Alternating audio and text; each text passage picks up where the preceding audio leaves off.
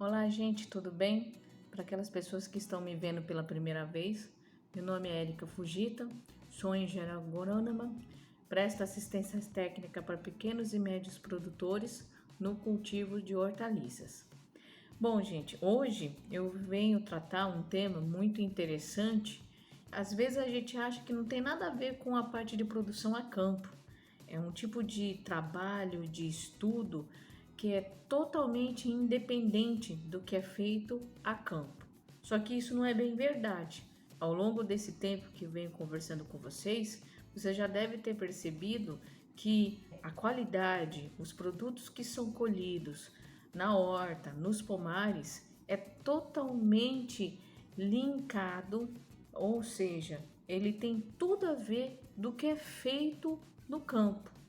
Por exemplo, hoje eu vou tratar com todos vocês um tema que no caso é a qualidade pós-colheita de frutas e hortaliças. E essa qualidade pós-colheita que é tão importante para comercialização.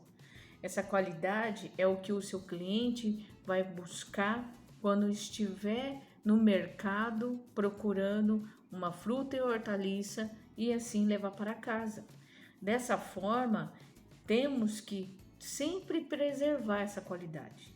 Só que a pós-colheita, que é um tipo de estudo na qual você vai observar toda essa característica e tentar manter ela por maior tempo possível até a venda. Bom, só que quando a gente fala de qualidade, vocês têm que entender um ponto crucial.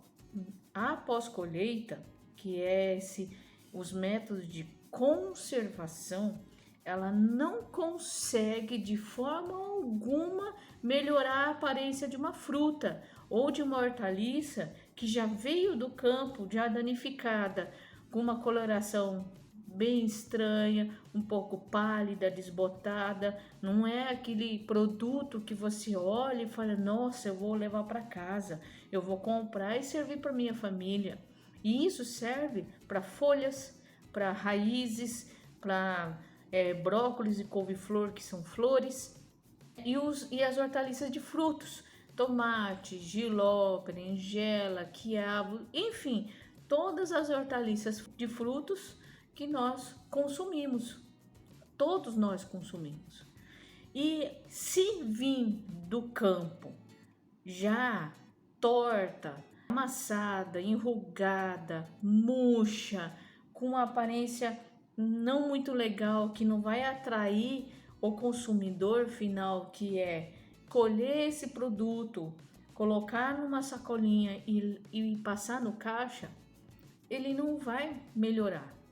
Então, a qualidade pós-colheita, ela somente vai manter as características do produto colhido lá no campo por maior tempo possível, somente isso.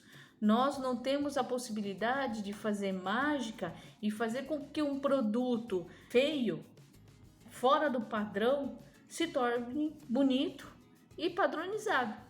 A única coisa que a gente consegue transformar e a gente tentar manter também esse período de comercialização o maior possível é a parte do minimamente processado. O minimamente processado você vai transformar, vai descascar, vai retirar aquela parte feia, vai descascar a casca danificada, a parte que não está própria para o consumo, que já começou a aparecer sintomas de doenças. Então, no minimamente processado, nós podemos fazer alguma coisa. Caso contrário, não tem como a gente melhorar a aparência de um fruto in natura, seja ela uma frutífera ou seja ela uma hortaliça. Porque, infelizmente, essa característica só vai vir do campo e nada mais. Nesse ponto, nós não conseguimos melhorar. Então, por mais que as pesquisas avancem, somente vai ser para tentar prolongar essa qualidade por maior tempo, apenas isso. Então, a parte de conservação de qualidade pós-colheita, ela visa somente isso. E o que está ligado? Todos esses fatores que eu acabei de falar, ela vai depender de tudo que nós fazemos na roça, lá no campo, no pomar, na horta. E antes de mais nada, vocês têm que entender um ponto muito importante. Uma horta não é só aquela que é no fundo de casa, que nós plantamos o nosso pezinho de alface e o cheiro verde. A horta profissional, a horta comercial, ela tem uma dimensão muito maior, com maior número de plantas e, consequentemente, tem um maior nível de cuidado. Claro que todos esses pontos que eu falei tem que ser muito bem planejado. E voltando também no planejamento, é onde nós fazemos com que a qualidade do produto que eu semeei agora, ela vai gerar frutos com boa aparência, sabor, textura, aroma, peso, dimensão, enfim, tudo característico daquela variedade, cultivar ou espécie. Então, esses são pontos que nós não devemos deixar de priorizar. No caso da característica pré-colheita, vai depender tudo do que? Lá do início, desde a aquisição de semente. Qual é a variedade que está adaptada para um clima quente e úmido? Então, nós temos hoje no mercado a possibilidade de achar cultivares e variedades que possa ter a sua condução, produção, manejo em locais quente e úmido ou simplesmente locais quente e seco. Dessa forma, nós podemos então conseguir ter esse cultivo. Só que, falando de hortaliças, já é um grupo de produtos que nós devemos respeitar a sua genética. Nós temos que respeitar a sua característica, porque a maioria das hortaliças, elas têm origem em locais de temperatura mais amena, aonde não tem uma grande umidade do ar, um intenso calor ou uma seca muito grande. Então, são produtos vegetais que vêm de locais com clima mais fresco, com uma temperatura mais tranquila, sem ter aquele estresse de um pico de aumento de temperatura no sol das 2, 3 horas da tarde. E aí começa a cair gradativamente, só que pouco, não o suficiente. Esse tipo de condição vai limitar, ou seja, eu não vou conseguir plantar hortaliças em certos locais do nosso país. Vocês já sabem que, por exemplo, no sul e no sudeste, a temperatura é muito baixa no inverno, no outono. No outono, inverno e um pouco da primavera. Só que na primavera, verão e o início do outono, nós temos a presença e a característica de alta temperatura. Mas, como o nosso país tem dimensão continental, ou seja, é um lugar, um território gigantesco, vai haver locais que nós não vamos conseguir plantar uma diversidade de hortaliça muito grande. Por quê? Porque quente muito úmido, que é no caso da região norte, ou quente muito seco, que no caso é a região do nordeste, vai limitar o cultivo de inúmeras espécies de hortaliça, fazendo com que nessas regiões, pela dificuldade, seja caro encontrar e comprar hortaliça. Então nós temos que respeitar. Outro dia eu estava conversando com um agricultor e ele me falou: Érica, teve uma época, né, quando eu morava lá em Rondônia, eu tentei várias e várias vezes plantar tomate. Só que infelizmente eu não consegui plantar tomate. Por quê? Porque todas as vezes que o fruto saía, ou melhor, eu conseguia plantar, mas o produto que eu colhia não era legal. Porque vinha aqueles frutos bonito, vermelho, e quando eu cortava esse fruto no meio, ele estava amolecido, com aspecto de cozido, parecia que tinha acontecido alguma coisa ali dentro e as pessoas não gostavam, não compravam, era rejeitado pelo consumidor. Então eu parei de plantar tomate em Rondônia. Mas o que eu falei para esse produtor? Isso é uma característica de distúrbio fisiológico por causa do clima. É uma cultura que vem de locais mais frescos, foi levada até um local onde é tropical úmido e lá ele não conseguiu ter o seu desenvolvimento completo. Porque não adianta você plantar, germinar, conduzir a planta durante o seu desenvolvimento, florescer e o fruto colhido não tem padrão de qualidade e muito menos a qualidade pós-colheita. Ele amolecendo no seu interior, ele vai apodrecer com mais rapidez e isso não vai agradar quem for comprar. Então, nesses locais onde tem esse clima tão quente, pode ter certeza que o cultivo de hortaliça no norte e nordeste não é a mesma que ocorre no sul e sudeste. Tudo que é comercializado nessas regiões do nosso país vem de fora, de lugares onde tem uma temperatura mais amena. Então isso, infelizmente, a gente não consegue mudar. Por isso que no norte e nordeste, muitas hortaliças vocês vão ter muita dificuldade de achar. Quem mora lá sabe disso. Muitas vezes não faz nem parte do cardápio deles, porque você não encontra com facilidade. Então, folhosas, temperos, tomate, cenoura e etc., você não acha nessas regiões. É uma pena, mas isso acontece. Tudo devido à temperatura. E, nesse caso de genética, nós temos que respeitar. Já algumas frutas, quando você vê uma frutífera que não se adapta, ela vai até desenvolver e formar copa. A única coisa que ao florescer, ela não vai conseguir manter o fruto. Então ela mesma vai abortar esse fruto pelo fato de não estar num clima onde ela vai se adaptar melhor e conseguir sim ter uma produção. Então simplesmente ela não vai produzir, ela só vai crescer, emitir folha, pode até florescer, mas não vai ter produção. Então nós temos que respeitar a característica genética daquele produto que nós vamos trabalhar, porém observar as condições climáticas do local que você deseja, porque nem sempre o que a gente quer a gente vai tentar e vai ter sucesso. É bem específico. Então, todas as vezes que desejarem plantar alguma coisa, consulte um agrônomo, consulte um profissional da região para poder orientar vocês de forma correta. Além de escolha de mudas e sementes, vocês têm que sempre fazer um bom preparo do solo. O porquê o preparo do solo é tão importante? O solo é onde o sistema radicular das plantas vão se desenvolver para se manter de pé, para absorver água e, consequentemente, também alguns nutrientes.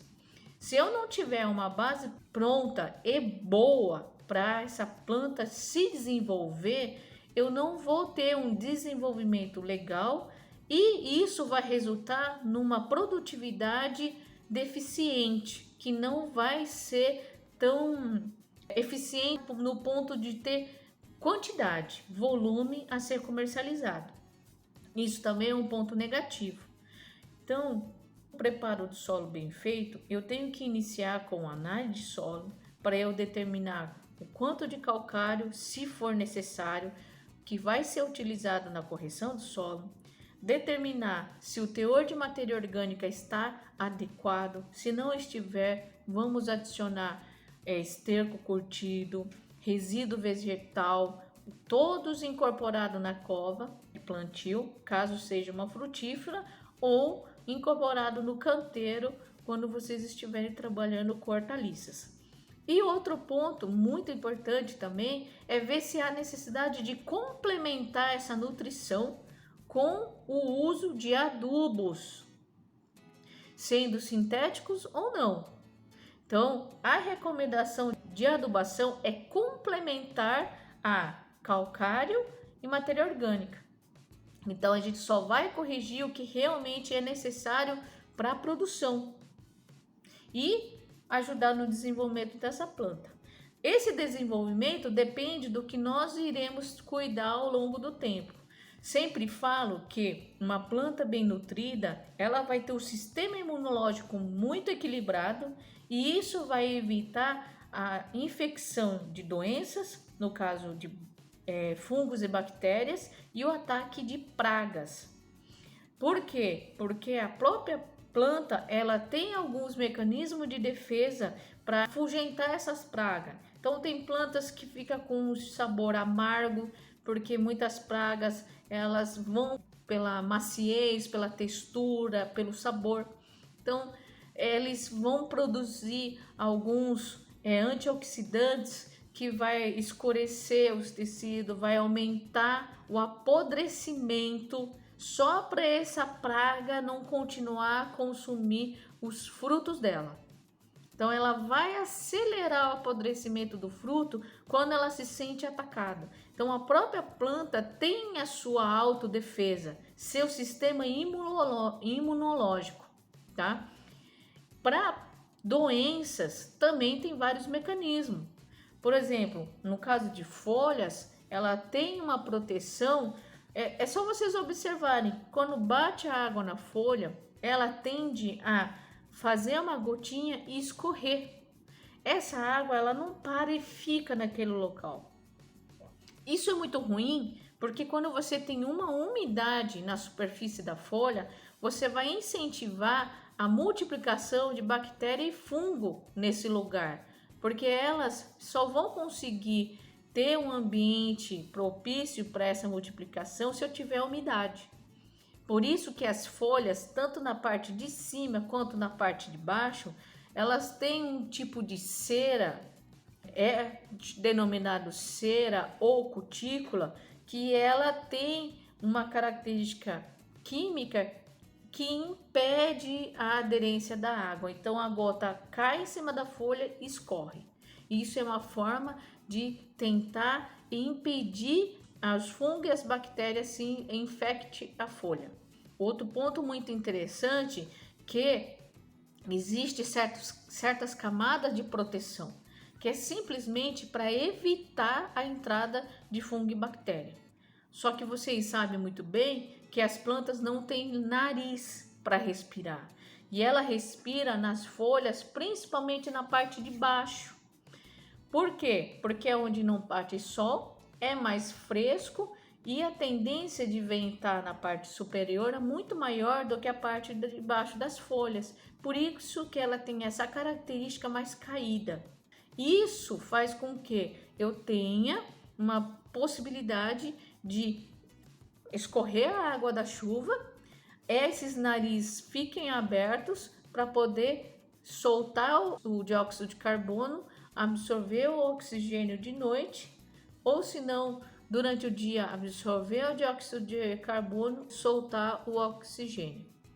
E ainda liberar vapor de água, onde ela transpira, onde ela troca o gás, os gases formados dentro dela.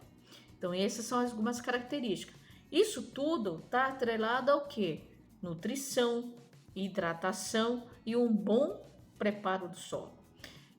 E o resultado disso é do meu plantio até a minha produção, que é um fruto de qualidade, uma folhosa bem vistosa, manter sabor, porque após colheita ela não vai melhorar o gosto, a textura, o cheiro e a suculência dos produtos. Isso vai vir lá do campo. Tudo que resultar numa baixa qualidade ou simplesmente aquelas frutas sem gosto é devido a manejo, tá bom? Então isso está muito ligado a essas ocorrências. Então tudo que acontece lá no campo vai refletir na qualidade no que eu for colher. Plantas daninhas têm que ser controladas e fazer com que ela gere matéria orgânica para eu sempre estar repondo essa matéria orgânica que se decompõe em cima da terra. Então, quando eu roço essa planta daninha, eu diminuo a competição, tenho uma manutenção na matéria orgânica, porque eu sempre vou ter resíduo vegetal para ser oferecido para a minha cultura, e dessa forma faço com que a planta daninha, que é de difícil controle, é muito caro, muitas vezes, hoje em dia, principalmente, o herbicida é um absurdo. Então, é muito melhor você roçar e fazer com que ela gere um adubo para a planta do que ser uma pedra no sapato e desistir de produzir. Todos os manejos que vocês fazem têm a ver a dar mais conforto e dar mais condição da minha cultura de se desenvolver. E essa cultura se desenvolvendo, ela vai muito bem. Poda, ela vai eliminar ramos ladrões. Eu vou evitar que tenha um excesso de folhas, causando sombra nas partes mais baixas, e essa parte baixa, por falta de luz, ela acaba sendo um ramo ladrão, porque ela não recebe luz e ela não vai ter a sua produção. Os frutos também precisam de luz, por isso que muitas vezes tem mangas, por exemplo, das variedades avermelhadas, as cascas avermelhadas, elas ficam verdes. E isso só acontece porque não toma sol. Para evitar esse tipo de característica, nós temos que fazer uma poda, fazer com que essa luz do solar entre na copa, e isso, a luminosidade, vai dar uma característica pós-colheita de extrema importância, que é a coloração da casca. E isso é importante para quem vai comprar o produto lá no supermercado, lá na feira, seja onde for. Então isso nós temos que trabalhar com poda para limpeza, retirando ramos velhos, ramos doentes, ramos com ataque de praga, e ainda aqueles ramos que dificulta a troca de ar dentro da copa e também escurece aqueles ramos que estão mais para baixo. E onde bate sol, causa uma indução no tecido do ramo, do caule, e ele, ao invés de só sair folha, folha, folha, induz e forma botão floral. Por isso que é muito importante a luz do sol, principalmente nas espécies tropicais. Outro ponto que eu não posso deixar falar, um manejo e um trato cultural, é o tutoramento. Então, aquelas plantas que são de comportamento de trepadeira, para não ficar em cima da terra, que é onde tem a maior fonte de doença, nós fazemos o tutoramento para cima, para facilitar também o trabalho manual, ao invés de só abaixar, ficar próxima da terra. Então, eu só tenho manejo ali sobre ela, na altura do braço, sem cansar muito o trabalhador. E isso também facilita o quê? A troca de ar, porque ela está crescendo de forma vertical, então existe troca de ar. Quando está muito próxima do solo, já não tem isso. Por isso que é importante ter a cobertura do solo, se vocês vão trabalhar com melancia, por exemplo. Isso evita o contato direto com a terra e evita também doenças. Então, tudo que eu puder evitar, melhor. Retirar raleio, desbaste, tudo que é desnecessário para ter uma boa qualidade pós-colheita é importante. Então, se um ramo tem 3 frutos, eu vou tirar 2 ou 3 e deixar apenas 2 frutos, para que esse ramo tenha nutriente o suficiente para formar 2 frutos com um tamanho bonito, com sabor, com textura e com cheiro. Aí você vai ter qualidade, tá bom? Tanto é que isso é tão importante. Houve uma fazenda que eu trabalhei no Nordeste que trabalhava com a exportação de uva de mesa. E uma das características que era levada em consideração para tomar a decisão de colher, porque a uva ela só vai ficar doce no pé, ela não amadurece com o tempo.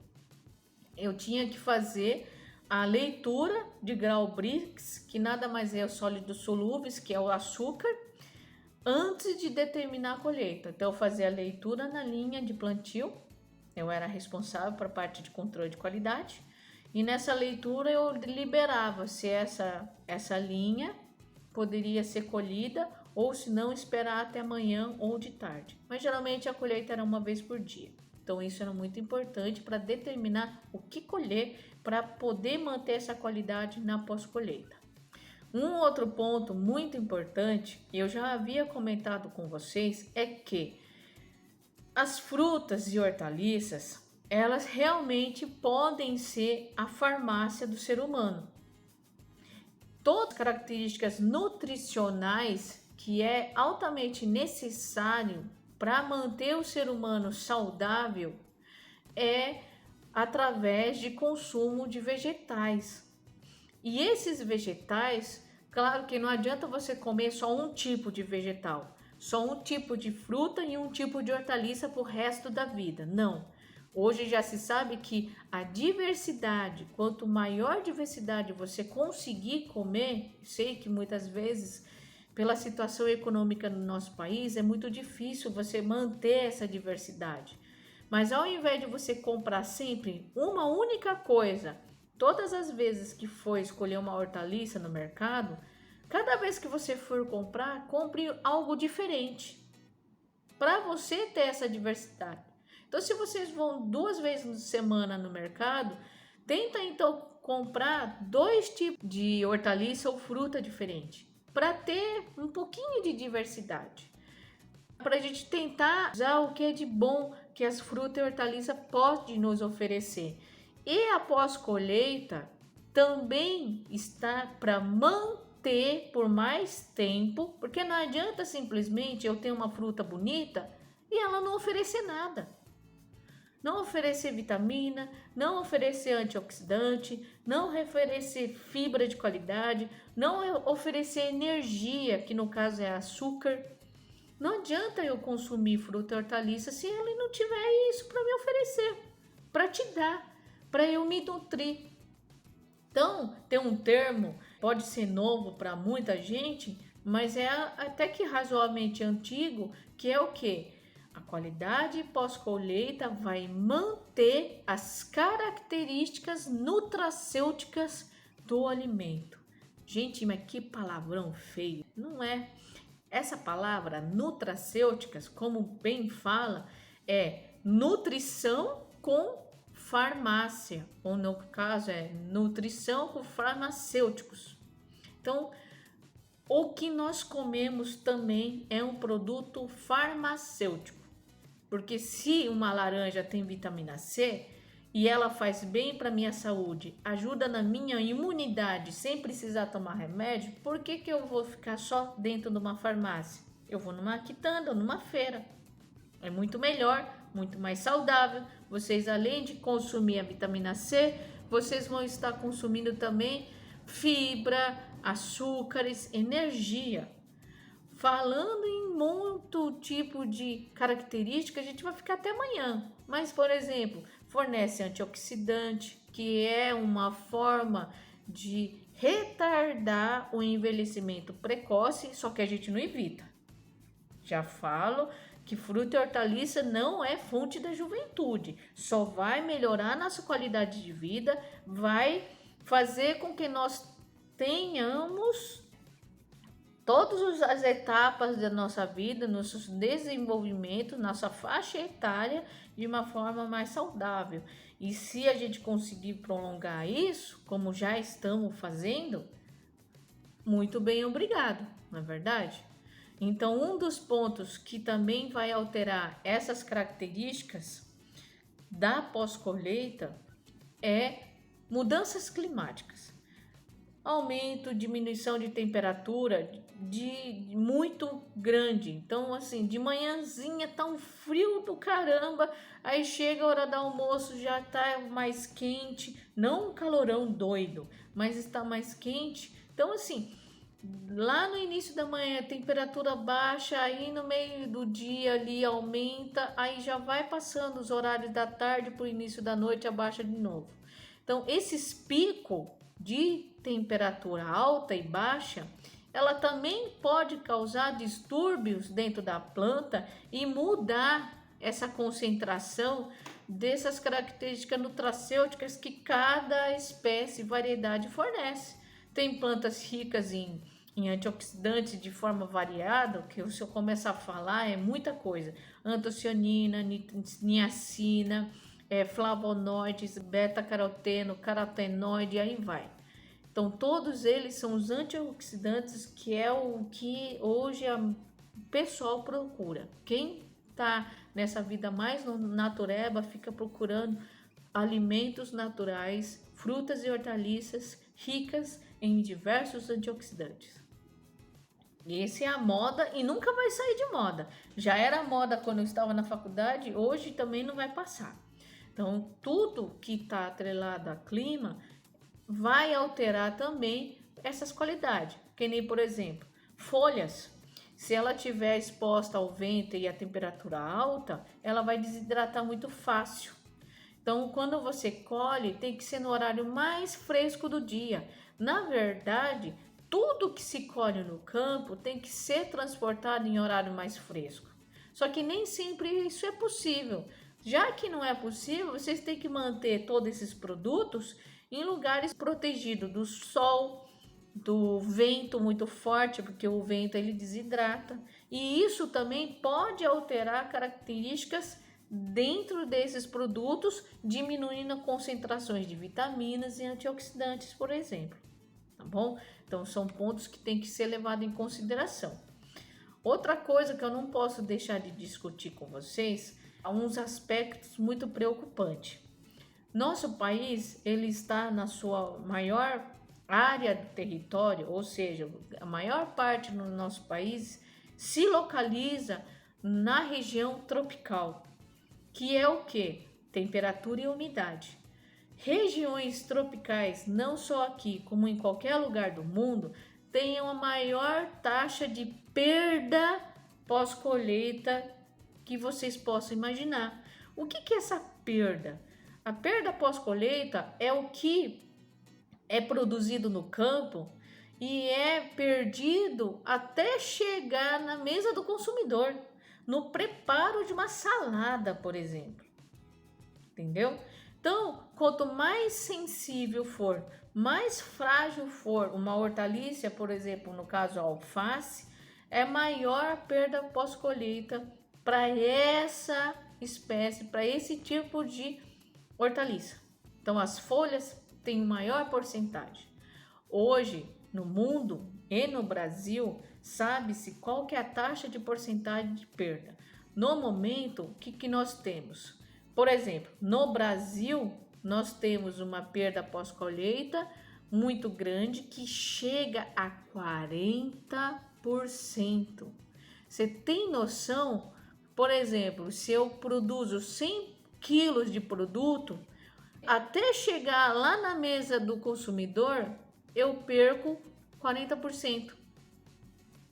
Ou seja, só vai chegar na venda final 60. 40 quilos foi pro lixo. Acabou-se. Isso é sério, gente. Mas o que vai acontecer? Isso vai diminuir o produto a ser consumido? Maior parte dele vai pro lixo. Realmente vai pro lixo. E isso é preocupante demais. Então, pode acontecer no caso de doença antes da colheita ou depois. O jeito que as pessoas colhem. Então tem gente que não entende que tudo que se tira da terra, de vegetal, ele continua vivo, respirando, perdendo água, continuando a amadurecer. Por exemplo, as frutas tropicais, você colhe de vez lá no pé e pouco a pouco ela vai amadurecendo, ela vai começar a chegar no ponto onde fica mais doce, fica mais macia, fica mais cheirosa. É uma característica da grande maioria de frutas, não só frutíferas, como também hortaliças tropicais e que tenha esse comportamento. Também temos aquele que só vai amadurecer, só vai ficar gostoso se fizer essa fase final do amadurecimento na planta mãe. Se você tirar antes do tempo, ela não vai fazer isso. Qual é o exemplo?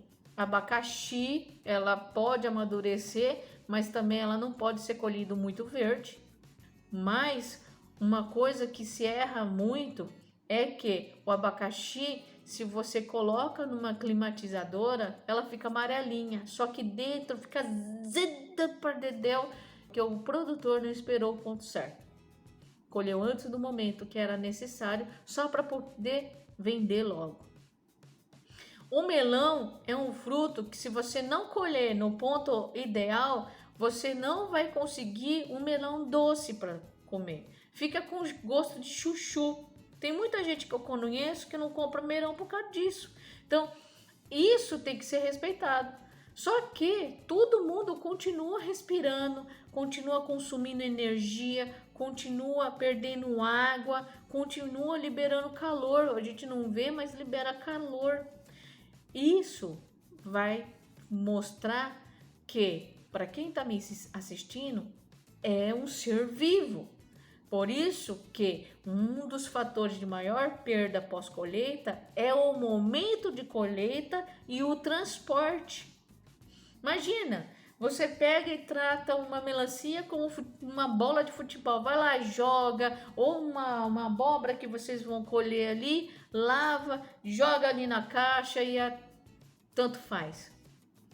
Todos os frutos tropicais, por exemplo, ele, quando vocês manipulam dessa forma, jogando de qualquer jeito, apertando, esmagando, esfregando uma na outra durante o transporte, batendo, ela vai aparecer essa lesão, esse machucado quando começar a amadurecer. Então, isso faz com que haja perda lá no mercado, lá na quitanda, lá na feira ou até mesmo em casa. Então você compra um fruto bonito e ela vai amadurecendo e vai começar a ficar meio apodrecida e mole. Isso porque lá no manuseio e no transporte ela foi tratada como se fosse uma pedra, uma bola de futebol. Então isso vai fazer com que tenha problemas e vai gerar perda, ou seja, ele apodrece mais rápido e aonde vai parar? No lixo. Mas nós não temos como controlar um ponto: transporte. O transporte a gente não tem condição de controlar, porque muitas vezes vai depender do poder público, da prefeitura, do estado, do governo federal, de manter as estradas e rodovias em boas condições para que toda essa produção que vem do campo seja transportada de forma correta e possa então manter a qualidade pós-colheita. Só que, infelizmente, não é a nossa realidade. A grande maioria das nossas estradas são de terra na zona rural. E ainda tem locais que percorrem quilômetros e quilômetros para isso. Até chegar lá no supermercado, esse produto passou calor, porque não tem refrigeração adequada. Você colheu um produto lá no campo, que muitas vezes logo de manhã está fresquinho, e aí ao longo do tempo vai aumentar a temperatura do dia, fica um calor alto, de alta temperatura. Então imagina, ele está vivo. Ele está vivo, aumenta a temperatura, o nosso organismo já aumenta o metabolismo. Imagina a fruta, ele vai respirar, ele vai perder água, ele vai consumir energia rapidinho.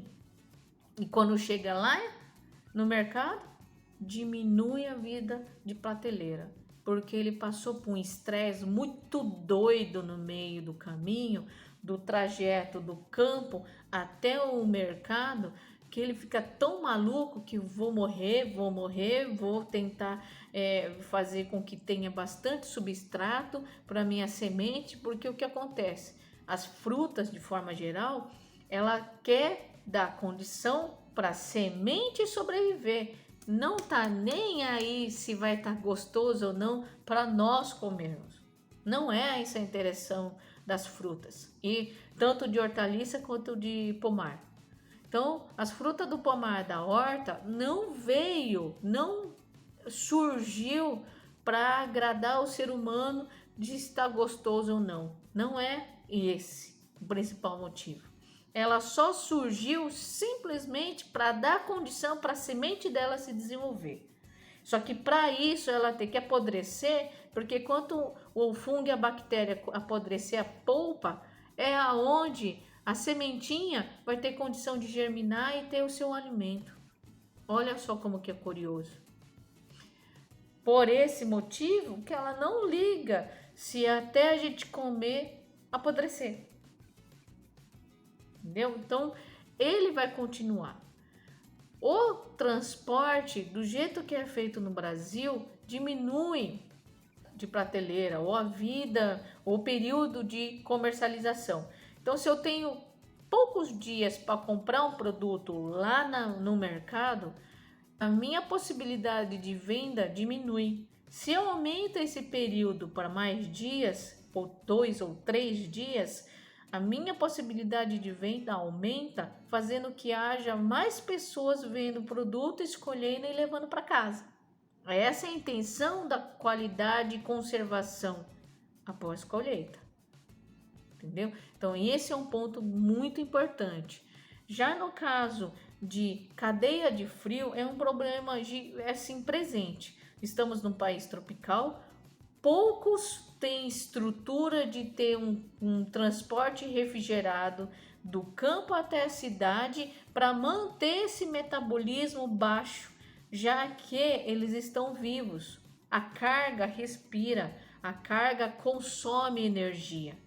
Mas para eu ter esse tipo de condição, eu tenho que fazer com que ela tenha uma redução do metabolismo. E eu só consigo isso de forma mais, não falo fácil e barato, mais comum é a refrigeração. Eu não preciso congelar, eu só preciso manter numa temperatura baixa que seja de 20 graus para menos. 20, 15 graus já é o suficiente. Se eu conseguir manter durante o transporte lá do campo a 15 graus até chegar no mercado com 15 graus, pode ter certeza que vai se manter conservada. Mas quando chegar lá no supermercado, também tem que estar a 15 graus. Não pode ter sobe e desce, sobe e desce. Aí quando tem aumento e diminuição de temperatura, mais uma vez a gente vai deixar o produto doido, muito louco, e ele vai começar a respirar, queimar caloria, ou seja, consumir energia, liberar calor, desidratar, e aí vai. Aí eu tenho uma perda que é onde? Durante todo o meu transporte.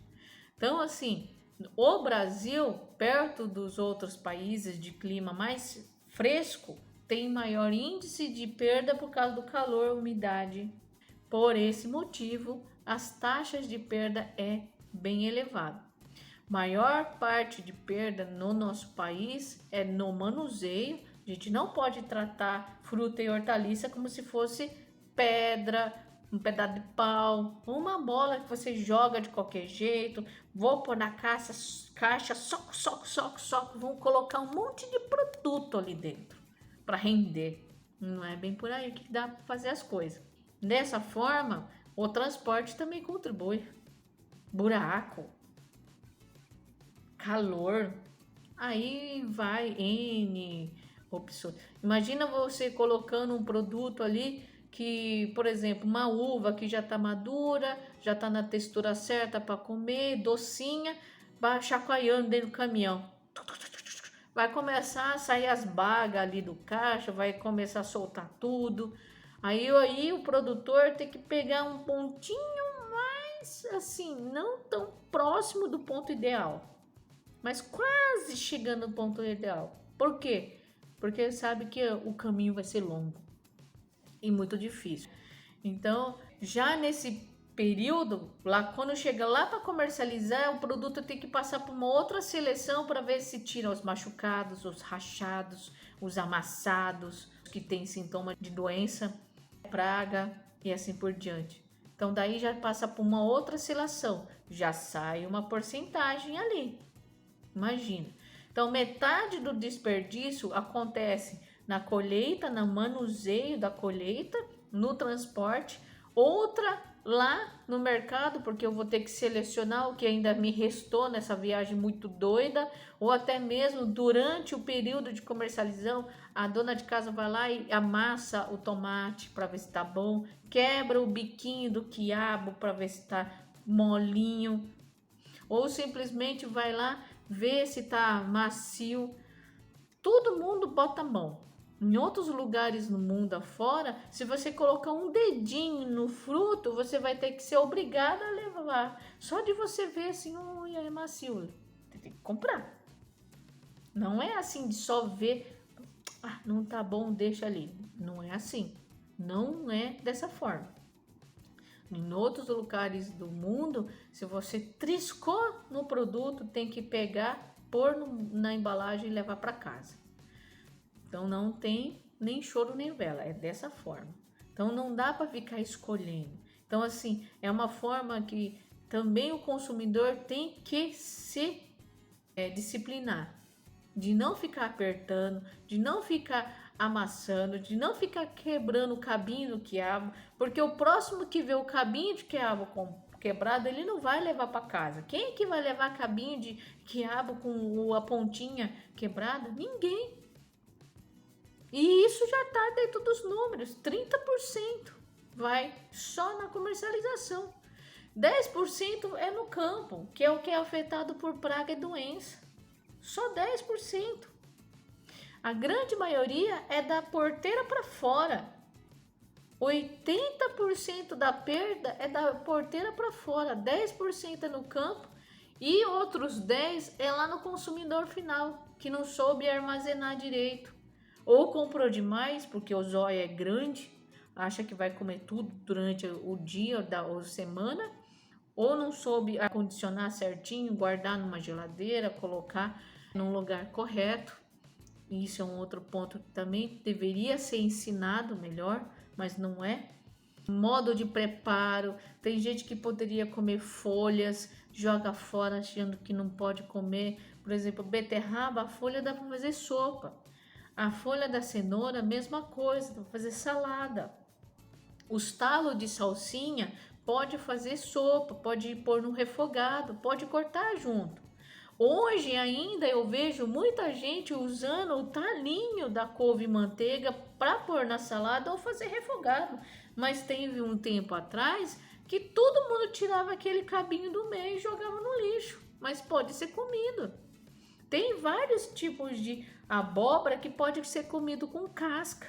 Não precisava ser jogado fora. Então são características que nas cascas quantidade de nutriente muito benéfico para o ser humano que acaba indo para o lixo, porque as pessoas não têm o hábito de comer casca.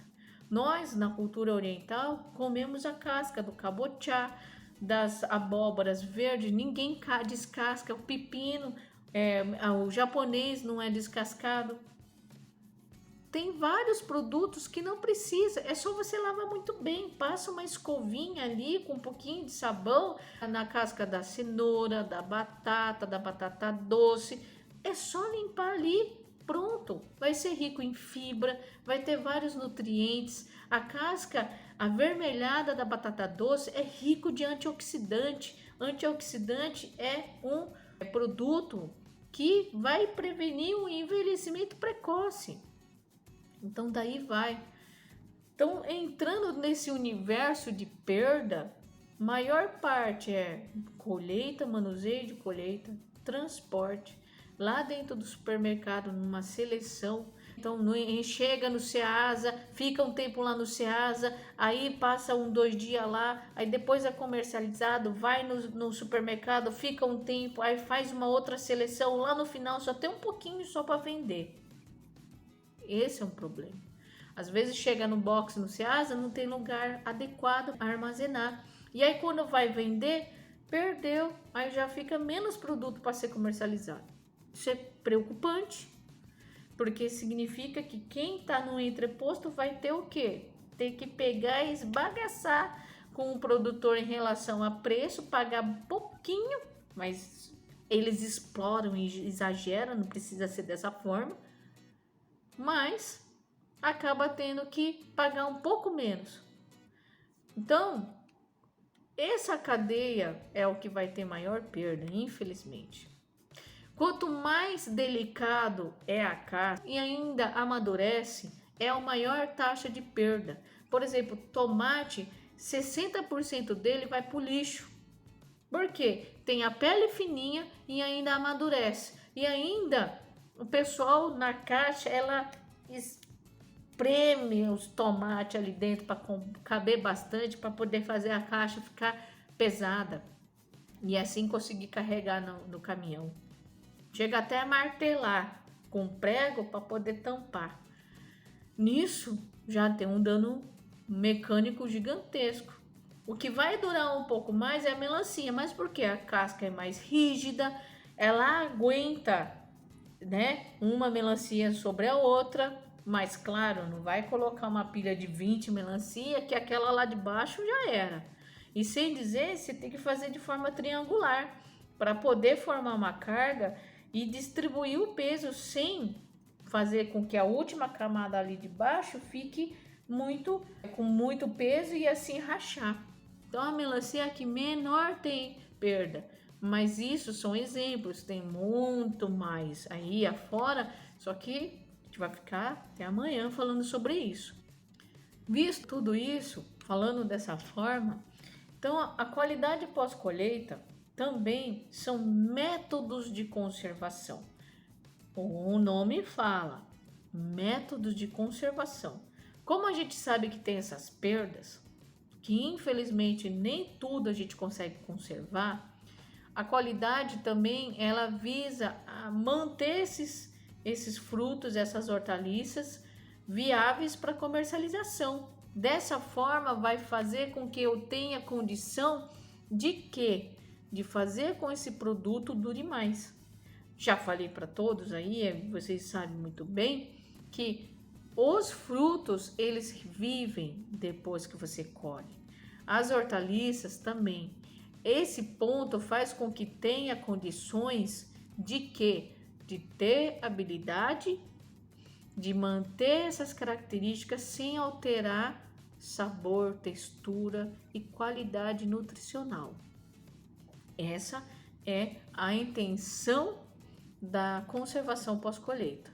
Então, por exemplo, a conservação principal que existe, eu falei para vocês, é a refrigeração, que é trabalhar com baixa temperatura. Essa baixa temperatura vai diminuir o metabolismo do fruto, das folhas de forma geral. Então, vocês muito bem sabem que todo mundo tem uma geladeira. Quando acaba a energia elétrica, a gente fica louco, porque daí a geladeira passa 2, 3 dias sem luz, tudo lá dentro começa a apodrecer, começa a amadurecer, vira um banzé. O congelamento, que é uma etapa muito mais além, também tem essa reforma de conservação, só que não de produto in natura, ou seja, fresco. Mas a conservação a frio é muito comum e é utilizada até nos mercados. Tanto é que existem mercados que tem a parte de refrigerador, que são aquelas hortaliças e fruta muito mais sensível ao calor. Então aí o próprio mercado já direciona esse produto para esse lugar. Só que o frio tem que tomar muito cuidado, porque tem alguns produtos tropicais que não vai tolerar muito, principalmente o que? A baixa temperatura, que nem por exemplo, a banana, ele sofre um distúrbio de frio chamado chilling. O chilling nada mais é do que o escurecimento da casca. Só que não é porque a casca escureceu que ela não está boa para comer. Ela está boa, a polpa continua perfeita. Só que a casca, pelo distúrbio, ela acelera o escurecimento. E aí ela fica com uma cara tipo, ih, apodreceu. Não, ela tá boa. É só descascar e mandar ver. Mas tem gente que acha que estragou. Mas a conservação a frio ou congelamento também, ele vai interferir, ele vai funcionar, só que tem custo, que é o da energia elétrica, não tem jeito. Outra forma também, usando a temperatura, é o tratamento térmico.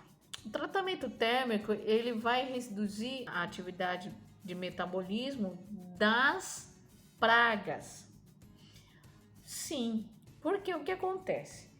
O tratamento térmico tem por exemplo, a mosca da fruta, ela bota os ovos na casca, esse ovo vai se abrir e a larvinha, ela vai perfurar o fruto e vai entrar, conforme ela vai chegando no ponto de vez. Essa larva lá dentro, ela vai começar a alimentar e se desenvolver. Existem países que não existe a praga que nós temos aqui, que é a mosca da fruta. É quase que exclusividade nossa. Para que a gente possa comercializar uma manga, por exemplo, para os Estados Unidos e Europa, ela é obrigada a passar pelo tratamento térmico para poder fazer o quê? Matar a larva da mosca da fruta. E isso vai ajudar na conservação, por quê?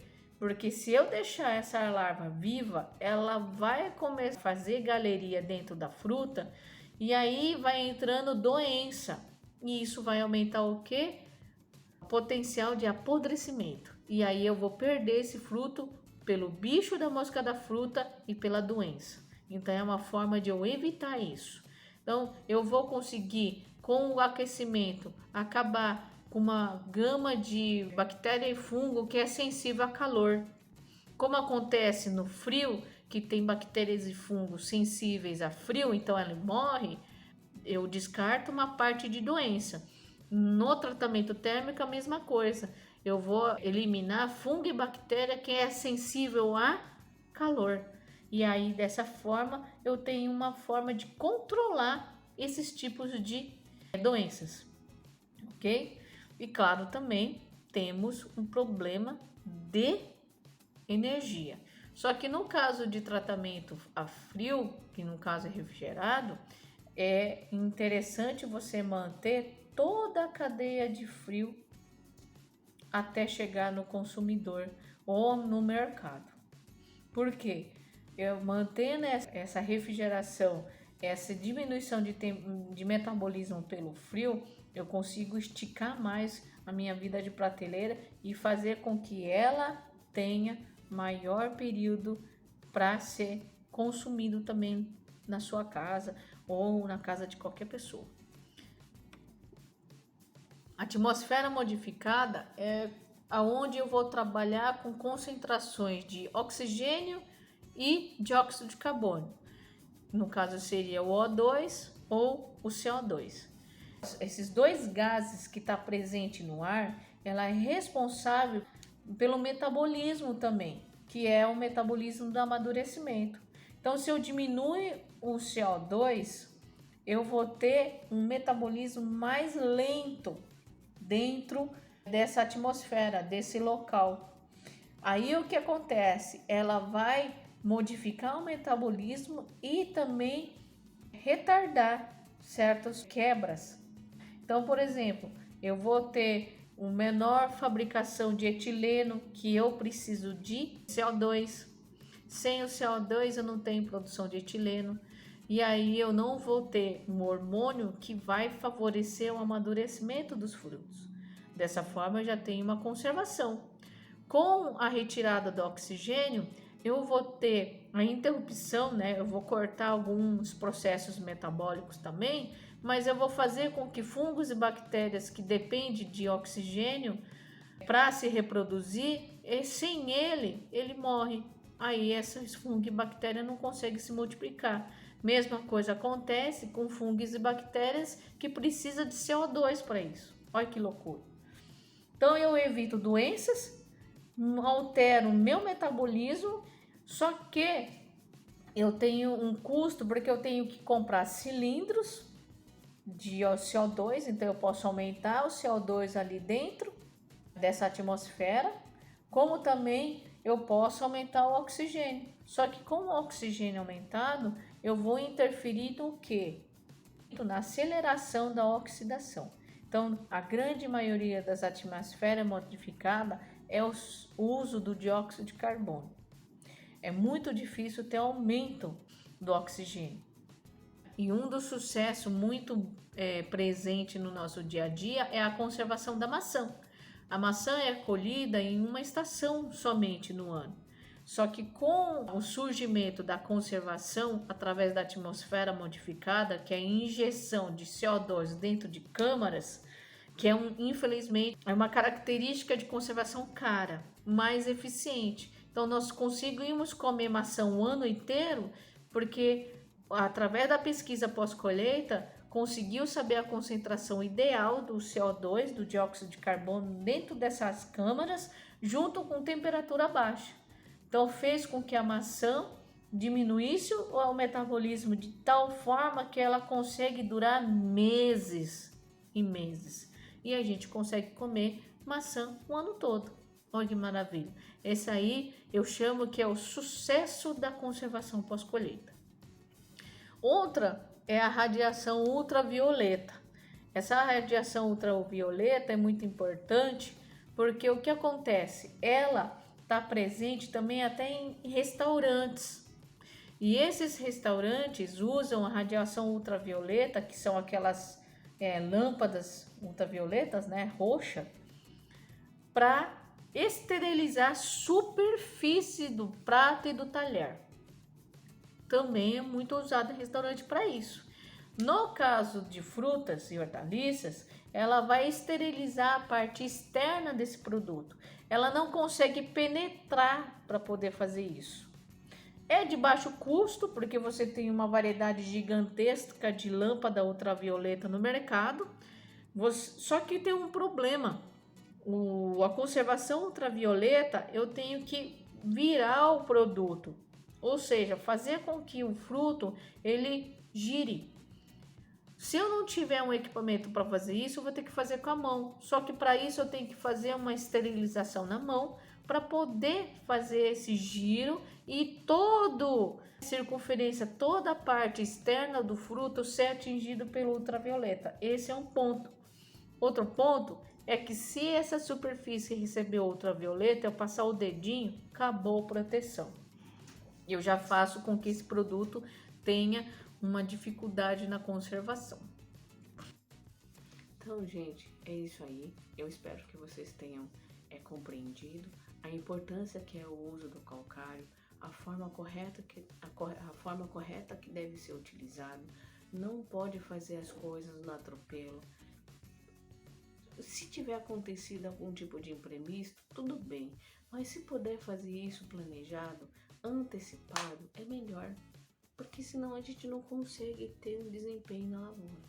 E aí a gente precisa fazer com que isso seja mais e melhor. Então, assim, esse desempenho tem que acontecer, o planejamento de vocês também tem que começar a ter.